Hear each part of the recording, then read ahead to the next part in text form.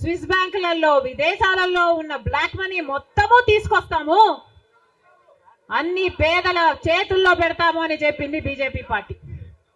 పెట్టారా? పేదల చేతుల్లో ఒక్క రూపాయినా పెట్టిందా బీజేపీ పార్టీ? మరి ఎందుకు నమ్మాలి బీజేపీ పార్టీని? టీడీపీ పార్టీకైనా జగన్మోహన్ రెడ్డికైనా ఎందుకు చెయ్యాలి బీజేపీ పార్టీతో దోస్తి? ఎందుకు వాళ్ళ ఎమ్మెల్యేలు, ఎంపీలు, రాజ్యసభ ఎంపీలతో సహా బీజేపీ పార్టీ తొత్తుల్లాగా ఎందుకు మారారు? టీడీపీ పార్టీ అయినా వైసీపీ పార్టీ అయినా ఇద్దరు కలుపుకుంటే వాళ్ళకు చెందిన ఎంపీలు, లోక్సభ ఎంపీలు 25 మంది, ఆంధ్ర రాష్ట్రానికి చెందిన ఎంపీలు 25 మంది, 22 మంది వైసీపీ అయితే 3 తెలుగుదేశం పార్టీ. కానీ మొత్తం 25 మంది ఎంపీలు బీజేపీ పార్టీ చేతుల్లో ఉన్నారు. బీజేపీ పార్టీ ఏం చెప్తే ఈ ఎంపీలు మొత్తం అందరూ గంగిరెద్దులాగా తలూపుతారు. రాజ్యసభకు చెందిన 6 ఎంపీలతో సహా మొత్తం 31 ఎంపీలు ప్రజలు బీజేపీ పార్టీకి ఓటు వేయకపోయినా, తెలుగుదేశం పార్టీకి ఓటు వేసినా, వైసీపీకి ఓటు వేసినా ఉన్నది మాత్రం బీజేపీ పార్టీలో. మరి ప్రజలు వైసీపీకి కానీ తెలుగుదేశం పార్టీకి కానీ ఎందుకు ఓటు వేయాలి? బీజేపీ పార్టీకే ఓటు వేయొచ్చు కదా.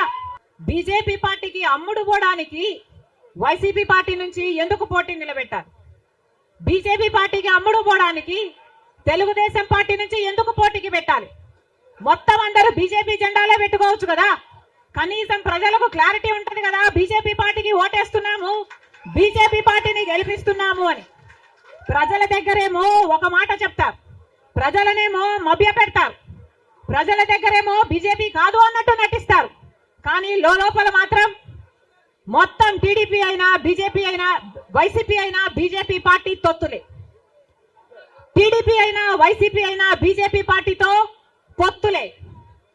అది ప్రత్యక్షంగా గాని పరోక్షంగా గాని టీడీపీకి వైసీపీకి పొత్తు ఉంది అన్నది నిజం. లేకపోతే 5 సంవత్సరాలలో కనీసం ఒక్కసారైనా బీజేపీ పార్టీని వ్యతిరేకించాయా? టీడీపీ పార్టీ అయినా వైసీపీ పార్టీ అయినా ఒక్క అంశంలో కూడా నిలదీయలేదు.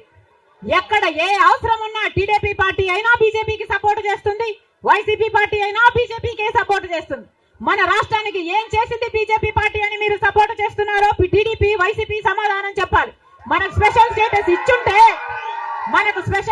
ఇచ్చుంటే మీరు సపోర్ట్ చేయండి, ప్రజలు కూడా సపోర్ట్ చేస్తారు. మనకు పోలవరం జాతీయ ప్రాజెక్టు చేసి 90% నిధులు ఇస్తామన్న మాట నిలబెట్టుకుని ఉంటే మీరు బీజేపీ పార్టీకి సపోర్ట్ చేయండి, ప్రజలు కూడా హర్షిస్తారు. ఒకవేళ మనకు రాజధాని కట్టడానికి నిధులు ఇచ్చుంటే టీడీపీ పార్టీ అయినా వైసీపీ పార్టీ అయినా బీజేపీ పార్టీకి మీరు మద్దతు ఇవ్వండి, ప్రజలు కూడా హర్షిస్తారు.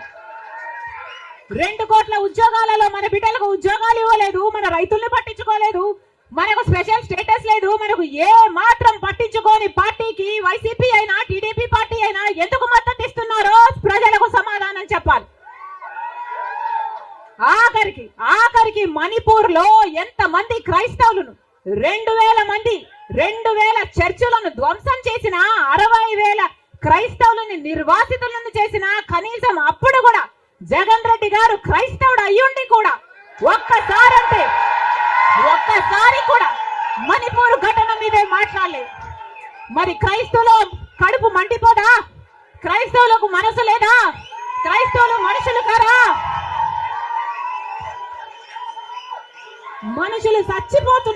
మనుషులు చచ్చిపోతున్నా మీరు పట్టించుకోకుండా బీజేపీకి మద్దతు ఇస్తున్నారంటే మీరు మనుషులు అవునా కాదా?